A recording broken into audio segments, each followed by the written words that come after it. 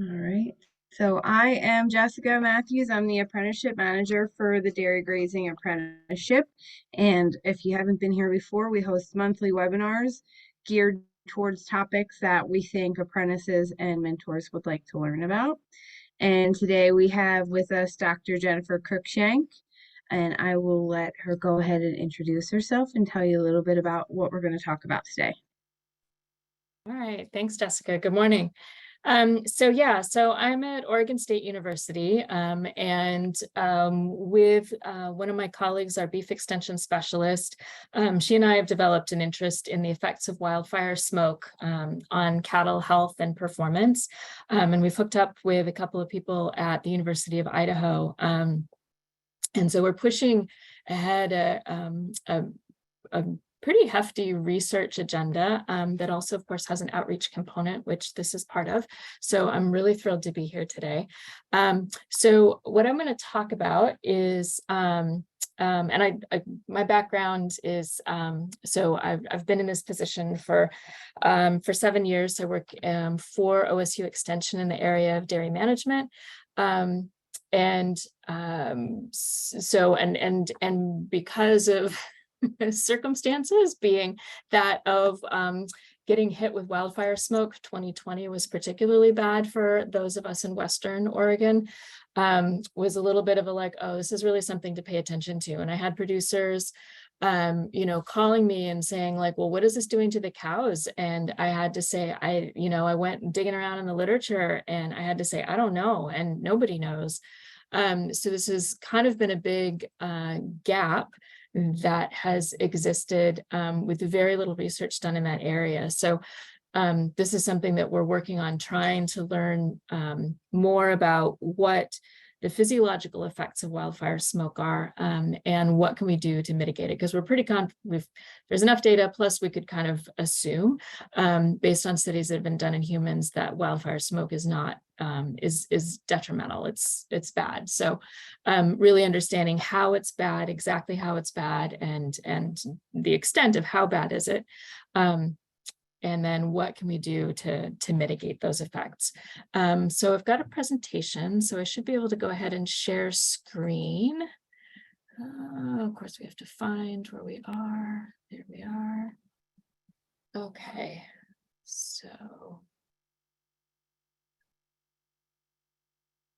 All right, Jessica, is that showing up as the presentation slide for you? Okay, perfect. Great. PowerPoint can be unreliable in that way, I found. All right, so we'll talk about cows and wildfire smoke today. So again, I work with our beef extension specialist, Juliana Ranches, and then our colleagues, Amy Skibble and Pedram Resimond, are at the University of Idaho. And again, we've really kicking it into high gear. We've got several grants funded over this last year. So we've got research projects underway. So I could come back in a year and I could tell you more. All right, so first I want to talk about why wildfire, why is this important? And I think they're definitely becoming more frequent and more severe. So in 2022, there were, in the US, there were close to 70,000 wildfires, with 7.5 million acres burned in total. That risk is predicted to increase by the next century. So this isn't going to level off. It's predicted to get worse. And also an increase in the risk of very large fires. And of course, this is in part attributable to climate change. So the climate being different, being hotter and drier, certainly for those of us out west. So and there's some figures here. So this one down in the lower left is looking at the change in annual burned acres per square mile. And this is looking kind of at an older time period, 84 to 2001, and then 2002 to 2018. So we can see that the effect has largely been felt in the Western US, but there's the potential for that to change. And that has, so if you look in the lower right, this is looking at the time frame each season, so the wildfire season, so when there's an increased risk of very large fires, that those counties with really intense color are not exclusively in the West. And we see that the upper Midwest, the northern part of the upper Midwest, is pretty intense there. And for those of you who are in Wisconsin or have spent some time there, familiar with the Peshtigo fire, there is historical precedent for some pretty nasty wildfire events, in that part of the upper Midwest. And then the upper right is our annual number of wildfires nationally. And that average has been creeping up. And again, that's kind of the forecast, is the number of fires is going to keep creeping up. So one might have thought that this was kind of mostly a Western states problem in terms of smoke coming from wildfires. And that was, folks were kind of disabused of that notion earlier this summer with the wildfires that were burning in Eastern Canada, and that smoke was drifting hundreds of miles to the south. So this is looking at air quality index from June 6th of this year. And of course, again, where we've got the higher intensity of color, so our reds is where we've got much denser smoke.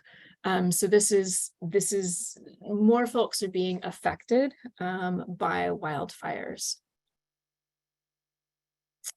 And just to kind of give you an idea, so these are daily averages. So this is pulled for Dane County, Wisconsin. And this is for 2023, so going back to January. And this is looking at two numbers. So this is looking at the air quality index, which is calculated by EPA. And this takes into account several different components. So it takes into one of the components is our particulate matter, 10 and 2.5, and I'll talk a little bit more about those two, and ozone. And so depending on what time of year it is, like the different components will kind of drive the AQI. So when we're talking about, so you can see that the AQI is the purple line, and so it's a higher number, it's an index, it doesn't have any units. And then our particulate matter 2.5 is the blue line, and that's measured in micrograms per cubic meter. Is the units on the PM 2.5. So the AQI is a higher value. You can see that it tracks with the PM 2.5 really closely when we're getting into the summer here. And we can see this really high peak at the end of June. So the PM 2.5, the particulate matter, is really driving that air quality index. At other times of the year, it may be ozone that is really driving it. But when we've got wildfire smoke, it's the PM 2.5 that drives the AQI. So we can kind of see sort of what the background level is, and then we can really see when we've had wildfire smoke events driving that value up. And then here's another one, again, pulling data from the east. So this is Onondaga County in New York. And we see, again, really kind of low, sort of background levels of the PM 2.5, actually quite low. And then when we see the smoke rolled in June, and the air quality was poor. And again, that was being driven by the wildfire smoke coming from Canada with the high particulate matter concentrations. So I pulled these data from EPA's Air Now, which if you've not ever looked at this, it's a really, really nice resource. So it comes both in a computer interface and then also in a phone app. So on the left is a screenshot from my phone. This is last night. So the air quality in Corvallis was like fantastic. So a value of 7 is quite low. It's very nice air quality. And it is a color-coded index. So if you kind of look at the arrow is pointing at the green, and you can see as you progress around that semicircle that the colors get kind of more intense as you go over. And so those correlate with sort of like health warnings. So we have good air quality. The yellow is like, oh, this is not so good. So if you have health issues, human health issues, maybe you don't go out and like exercise. And then it kind of the warnings and the advisories It gets sort of more insistent as you go up the color scale. So you can, particularly on the on app or on the computer, you can just get the current AQI for different locations. So there's monitoring stations set up kind of all over. So you can choose the one that's closest to you. You can also download historic records, which is where in the last 2 slides, those data from Dane County and Onondaga County, I retrieved those from AirNow, and you can just set your dates and your location and pull those data if you want to see, what was it over the last week. It will give you daily averages. And then there's also from 3 slides ago with the map of the whole country. You can see that interactive map, and so you can kind of get a sense of what's going on, or you can kind of drill down to look more specifically at a particular location. So it's a really, really lovely resource. It's good for both, what should I be doing? Should I be, in terms of human health, like how bad is the air quality? Should I be wearing an N95 mask, which is helpful when the smoke gets bad. So, these, I probably don't need to spell these out, but why wildfires are a problem. One of the things is that landscape recovery can take a long time, on the order of months to years, kind of depending on what that landscape looked like beforehand. Are there effects on crop quality? This is really an open question. This hasn't really been investigated. So we kind of, maybe seems like probably some sort of effect, but don't really have a sense of what that is. So hopefully there'll be research in the next few years that can sort of help sort that out. With fire, we can get the destruction of farm structures. It can cause injury or it can kill livestock. And then, of course, it's producing a lot of smoke that everybody is inhaling. So when we're thinking about what is in wildfire smoke, we've got a lot of gases, so unfriendly things, carbon monoxide, a lot of carbon dioxide, of course, escaping into the atmosphere, so not good for our climate change situation. Other things, nitrogen oxides, volatile organic compounds, hydrocarbons. And so the picture of this calf over here on the right, so this is a project that my colleague Juliana has been working on. And so we've got a regular ID tag in this calf's left ear, and in its right ear, there's the orange tag, but you'll notice there's sort of like a little yellow tag sort of slipped into that. That's actually it's sort of a special silicone tag that absorbs what is in the environment. And then you can pull that out and then take it back to the lab and sort of suck all the chemicals back out to see what that calf was exposed to. So that's some work that Juliana's doing with someone else on campus at OSU. And I think this will be really interesting because we can see so again, this is a beef calf, so it's out on the range in Eastern Oregon. But I think this could be really helpful because one of the things we also don't really have a good understanding of is is the smoke different depending on what's burning, which we yeah, it probably is. But, quantifying that, how is it different if we've got grassland burning versus we've got forest burning?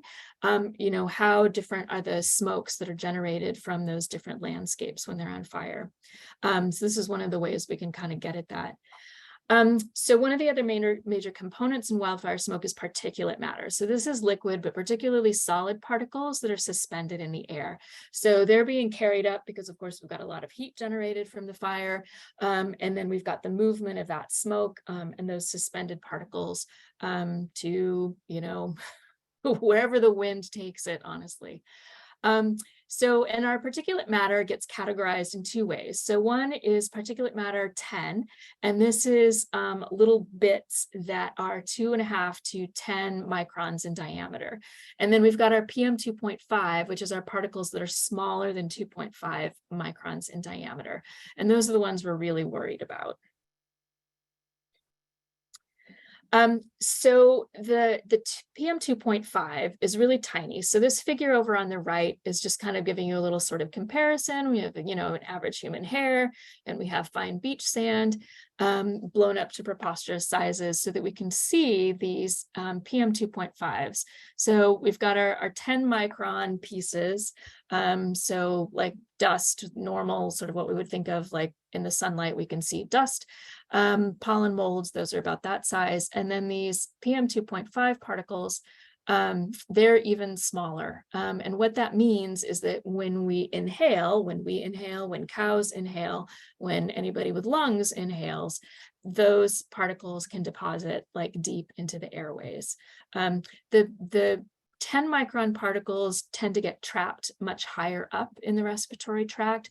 So it's like, yeah, if you have allergies, to pollen, this could be a problem. But typically the respiratory tract is pretty good at like expelling particles of that size. But the 2.5s can get much, much deeper. And so that's why they're more of a problem. So I want to talk a little bit about the particulate matter and what we know about what that does to livestock. So this summary is from particulate matter that is coming from non-wildfire sources. So this is just from dust, on the farm. That maybe there's wind blowing dust around, maybe it's really, really, really dry, and just the normal activities on the farm are kicking up a lot of dust. And so these are some measurements that were taken when there was high particulate matter, usually in the summer, because in many climates, that's when it's going to be drier. And so this is again a summary of several studies. So finding that when we've got elevated particulate matter, that it can increase dairy cattle mortality, so we get more death. It increases the risk of pneumonia in both beef and dairy calves. A study in pigs found that, again, these big sort of dust particles, I say big, right, are 10 micron particles can increase the risk of lung lesions in pigs. Lactating ewes that were, had some good ventilation, in a comparison situation, when the dust was moderated in some fashion, they actually had greater milk yield.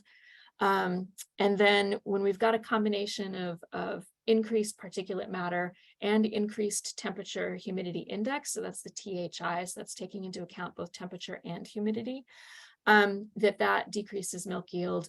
And we saw an increase in somatic cell count in dairy cows.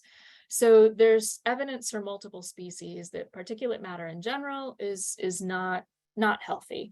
And again, coming from sort of dust sources, that's going to be largely the larger size particulates, so the 10 microns. So I'm going to switch over into specifically looking at wildfire smoke effects. And this was a study done by our colleagues over at the University of Idaho. Excuse me. And so this was looking at natural wildfire smoke exposure. And what they saw is a decrease in milk yield of 2.7 to 9 pounds per day per cow. So a drop in milk. So if we were like wondering, gosh, does wildfire smoke have an effect? It does. And it also dropped the protein percentage a little bit, which is kind of interesting. And so if we look at the figure over here on the right, we can see that graphed out. So the x-axis is our particulate matter 2.5. So with increasing a concentration down on the bottom, and we can see the milk yield with the line drawn there that is decreasing. So as our wildfire smoke intensity increases, we see a drop in milk yield. And these data are independent of the temperature and humidity. So that's been sorted out. And one other thing I want to point out is that there's also a lag effect. So it isn't just the day that it's smoky where we see the reduction in milk yield, where we see the effect on production. That so even if like the smoke, it was very, very smoky for 2 days, and then the smoke clears, on, that day 3 and day 4 and day 5, and in this study, they measured up to 7 days following smoke exposure, and there was still an effect. There was still a depression of milk yield. So this isn't something that as soon as the smoke clears, then everything's fine and, everybody's feeling better. That there is sort of a drag-on effect of that smoke exposure. So again, kind of from this same study, they were looking, they of course pulled blood and did a lot of hematology type measurements. So found with the smoke, there was an increase in some of the white blood cells and a decrease in red blood cells and also neutrophils. And that they're also kind of tracking again with measures from the blood signs of changes in metabolism. So there was a decrease in blood urea nitrogen and an increase in non-esterified fatty acids. So the wildfire smoke exposure is having an effect, kind of like most of the things that get measured, there seems to be an effect. And there was a survey done a couple of years ago, and this was from the 2020 fires, which again were particularly bad in Washington, Oregon, and California. So the survey was from producers across the species. So this included beef cattle and sheep and goats. And kind of across the board, the response from the farmers and ranchers was that they were observing decreased milk yields, reproductive issues, poor weight gain, more incidents of respiratory illness in following exposure to wildfire smoke. And again, there's not quantitative data on that, but that was the impression of the farmers and the ranchers.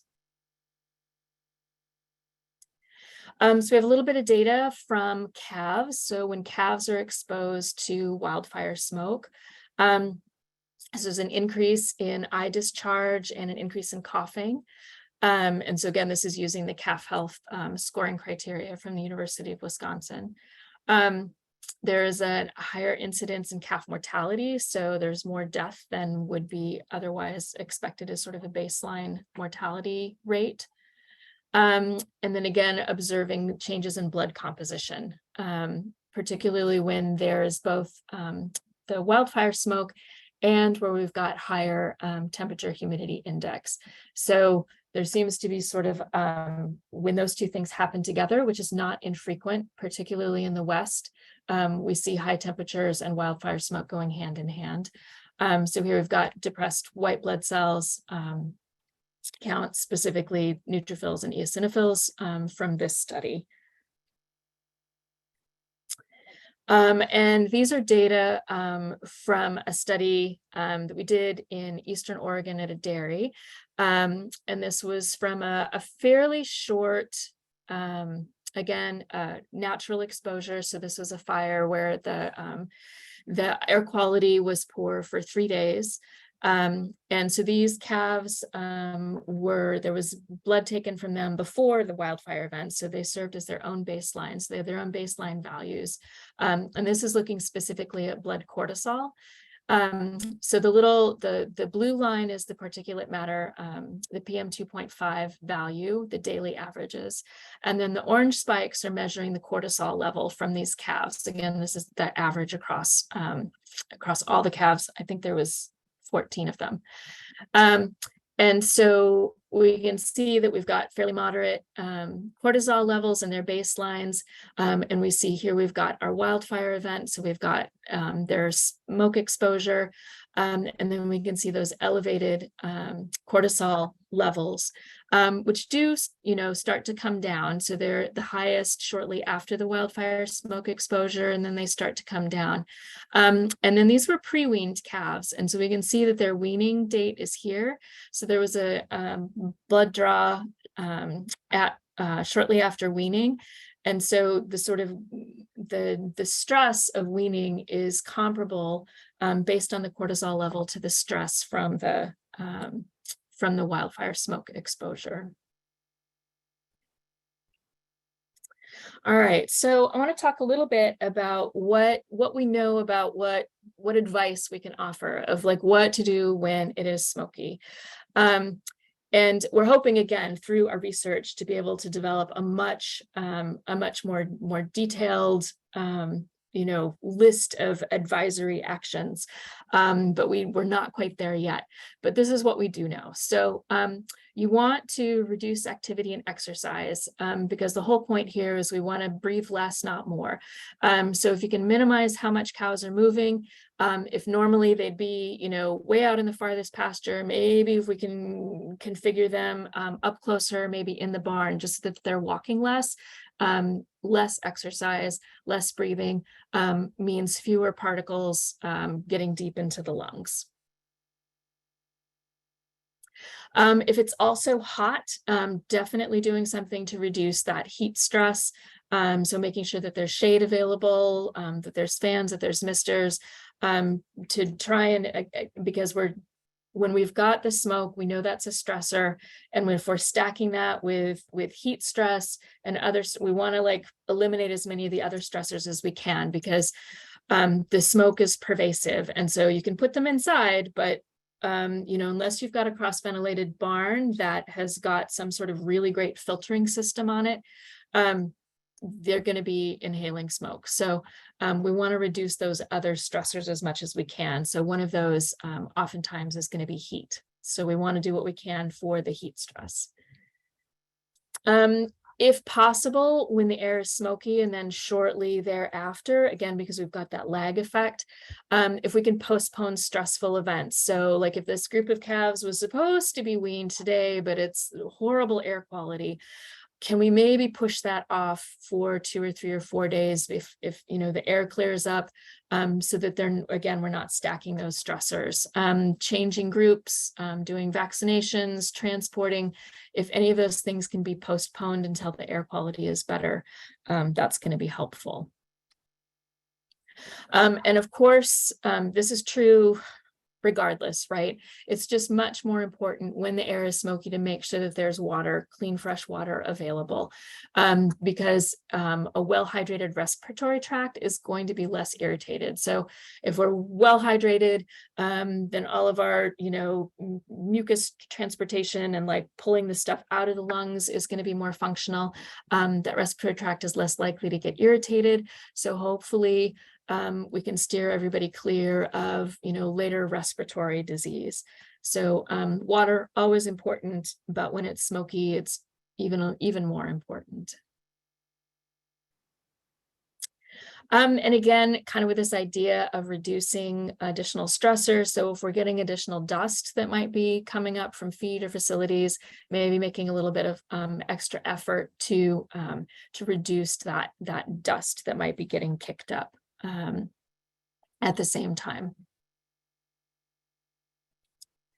All right, so hopefully this is never ever an issue for anybody, because like fire is super scary and super it's disaster, right?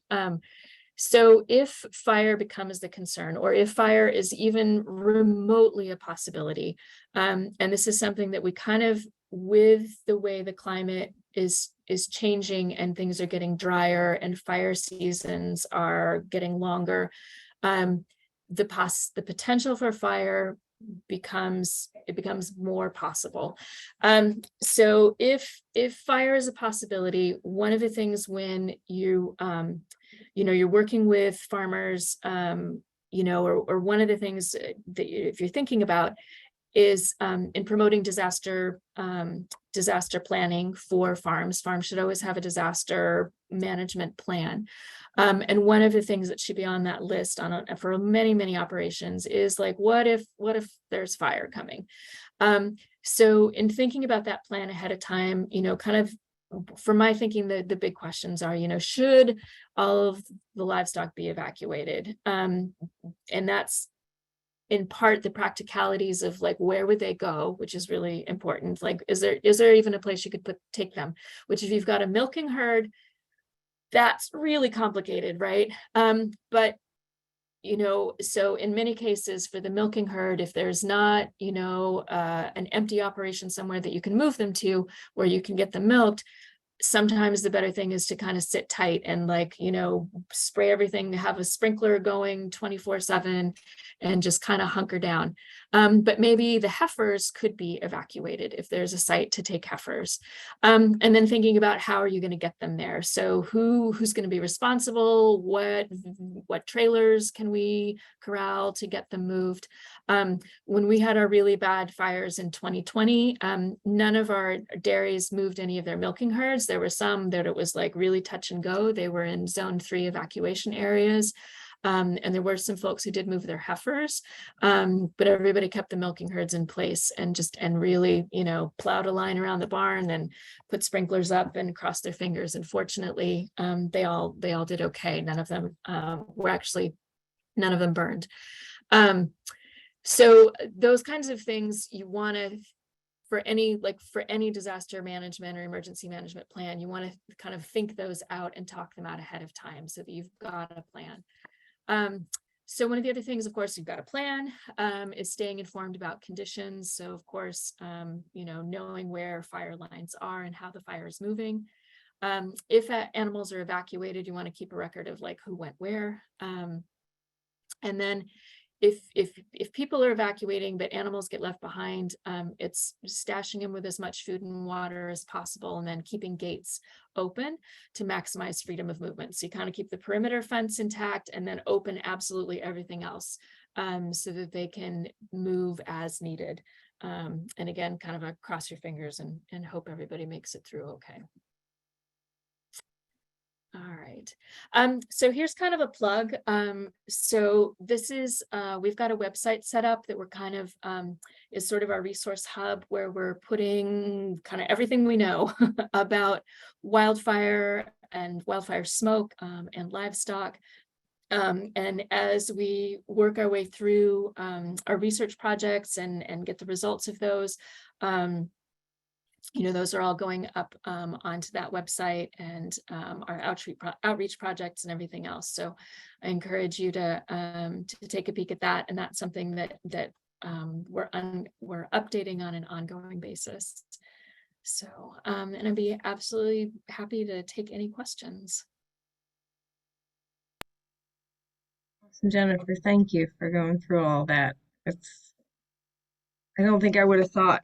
I mean, some of it feels like I was like, well, yeah, common sense, don't breathe, minimize breathing, but it requires some planning ahead of time, I think, for those kinds of disasters. And like you said, I think it's just going to come up more as time goes on. So yeah. And I mean, one of the parts of one of the research projects, and this will be done at University of Idaho, is actually, putting together sort of an outdoor filtering sort of system and putting that in one of their freestall barns, just to see, can we pull a meaningful amount of, particulate matter out of the air, or is it just, kind of, is it practical to try and do that, or is it a lost cause, which I think is a really, good question, because if we can reduce the amount of, PM 2.5 in a freestall barn, that could be meaningful. Yep. Yeah, especially with integrated intake fans that are in a lot of barns already as their exhaust system. So that's interesting. Yeah. And I think, potentially figuring out a filtering sort of system for those is going to work.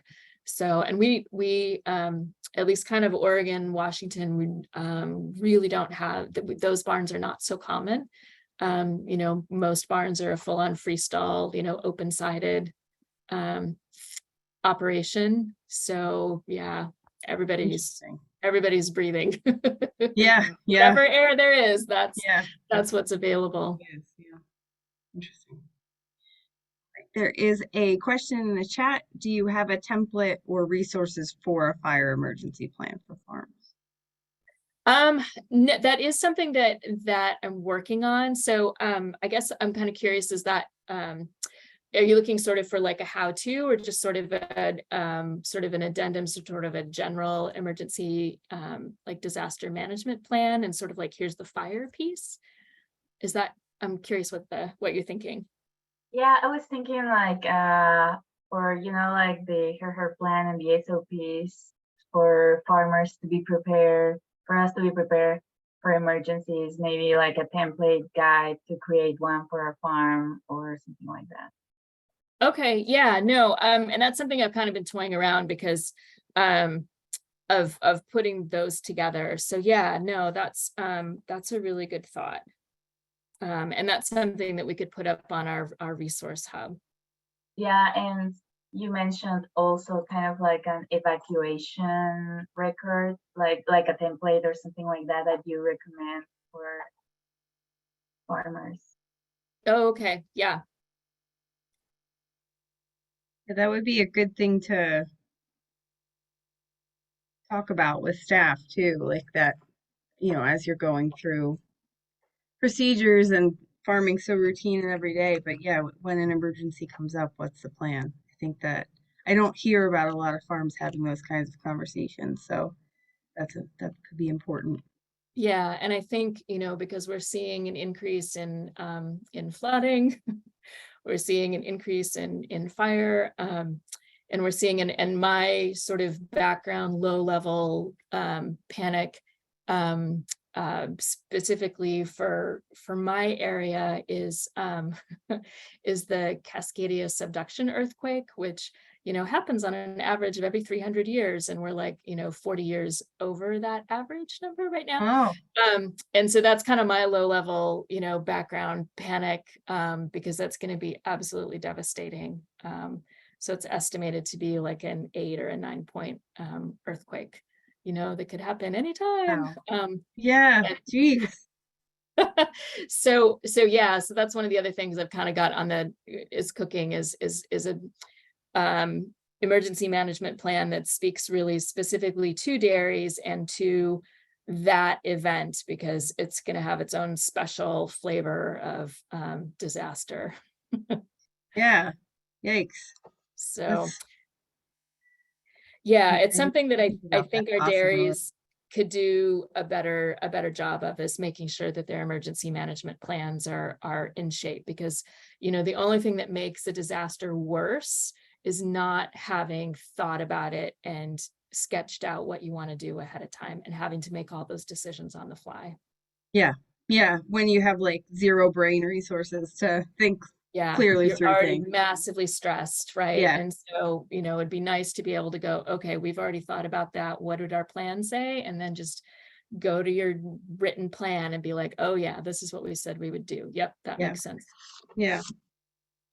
Right. Let me put out, this is just a very brief webinar poll that we put out. I'll put it up there for whoever's on can fill that out. Question poll. Does anybody have any other questions while we're doing that? I just have a question. You mentioned that in cats there's like a higher cortisol levels, but like, have you find more research about like what else? Like, I mean, I know that with cortisol, the stress levels, everything gets affected, but like more studies about, are they not gaining weight or, you know, future problems with those cats? Yeah, no, I don't think we've got that sort of performance data. I'm trying to remember if they were taking weights on those calves, and I don't think they were. And the farm might have been, but they might have only been weighing them at the end. But that would be something that would be interesting to go back and dig into and look at, and take and again, the other thing that is challenging is that it's really hard to find a comparison group, right? Because like everybody at that age, at that time of year, in that year, gets the smoke exposure. So one of the challenges is finding that comparison group, which, if you didn't get smoke in August of last year, maybe you can compare the weight gains to the, last year's calves. One of the things that we're prepping for this fall is actually a controlled smoke study, which I'm so excited about, because this will be like, because otherwise you're kind of waiting and you're like, I don't know when we're going to take data. It depends on when the smoke comes, if the smoke comes. So doing a controlled experiment with naturally occurring wildfire smoke is a huge nuisance. It's a pain because you just don't know when or if it's going to happen. But this fall, this is going to be done at our Eastern Oregon Ag Research Station where Juliana is. And we're going to do a controlled study where we've got, this will be with beef calves, weaned beef calves, but they will have a controlled, we're going to put them in a barn and basically smoke them. We can control the duration of their smoke exposure and to some extent the, like, you know, how smoky it is, which is going to be really great because we can have side by side, you know, groups that we do consecutively where like, and they serve as their own controls, right? So it's like before the smoke came and then the smoke came, you know, and then we cleared it out. So it's like, all right, what does, you know, 2 days of exposure look like? And so I'm really excited about that because we're also going to try some interventions of like, does that help, you know, with, you know, if we treat you with, gosh, what's on that offing? You know, with an anti-inflammatory drug, does that make a difference in your health outcome following the smoke exposure? So I'm really excited about that. And then there's a similar controlled, we're going to expose you to smoke study that they're going to be doing in Idaho. And that one, they're actually, it's going to be bull calves and they're going to expose them. And then they're actually going to expose them. I think it's an 8-hour exposure. And then they're going to sacrifice them and then collect like all the tissues and really do a deep dive into physiologically what is that smoke affecting. So it's going to be collecting lots and lots of tissues, not just us, you know, respiratory tract and lung tissue, but liver and lots of other bits and pieces, and then taking RNA samples to kind of look at gene regulation and to really do a deep dive into what is the smoke doing physiologically, which also should be kind of helpful for informing what might be helpful from a treatment side, you know. And then of course the balance is like, does it make enough of a difference? So there's so much to learn. And one of the other studies that's going on right now is looking at in utero exposure. So for cows that were pregnant, you know, through fire season and were exposed to smoke, is there any effect on their calves, you know, versus calves who didn't have that same exposure? So, like all the questions you can imagine, right? So we're working on answering at least some of them. Awesome, thank you. All right. I think that's it. Thank you again for presenting and providing all the information, answering the questions. I'll go ahead and stop the recording and then